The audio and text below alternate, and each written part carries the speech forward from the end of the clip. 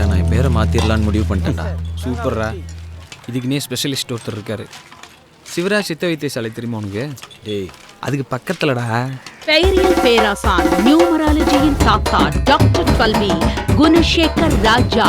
பெயர் என்பது ஒருவரின் வாழ்க்கைக்கான மூலம், ஆதாரம்.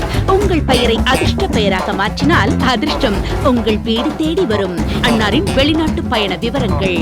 குதூகல நகரான பேங்காக்கில் பிரதி மாதம் 23ஆம் தேதி, குவைத்தில் 22ஆம் தேதி, அமெரிக்காவில் பிரதி மாதம் 30ஆம் தேதி, குங்ஃபூ கலையின் பிறப்பிடமான சைனாவில் அன்னாரது விஜயம் பிரதி மாதம் 12ஆம் தேதி.